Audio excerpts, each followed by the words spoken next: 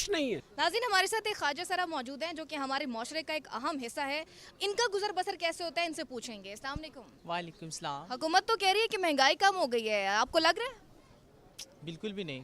महंगाई इतनी महंगाई बढ़ाई जा रहे हैं, हम लोग क्या करें, हम लोग कहाँ जाएं? हमें ये बता दें कि हमारे पाकिस्तान की जो हुकूमत है ये हमारे लिए कुछ नहीं सोच रही, ख्वाजा सराओं के लिए ख़ास तौर पर। कैसे आप गुजर बसर कर रही हैं? भाई साहब, हम लोग मार्केटों में आ चुके हैं, रोडों पे आ चुके हैं। कुछ क्या फ़र्क है इस हुकूमत में और पीटीआई की हुकूमत में?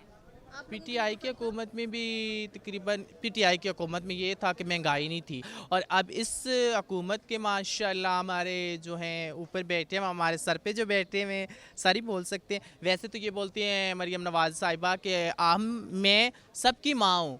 माँ थी एक बेनज़ीर भुट्टो, ठीक है, माँ वही उसने ही बन के दिखाया है, उसके अलावा कोई माँ नहीं बनी। इस वक्त सिचुएशन तो इससे बहुत बुरी चल रही हैं। फर्स्ट ऑफ ऑल तो जो हमारे पेट्रोल की कीमतें बढ़ी जा रही हैं उससे काफ़ी ज़्यादा महंगाई पे असर हो रहा है, और हर चीज़ में महंगाई बहुत ज़्यादा बढ़ी है।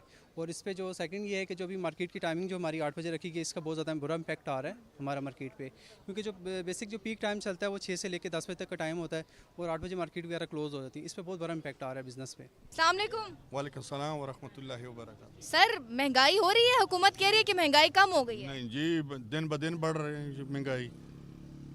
पेट्रोल की प्राइसेस बढ़ गई हैं, कैसे गुजारा कर रहे हैं?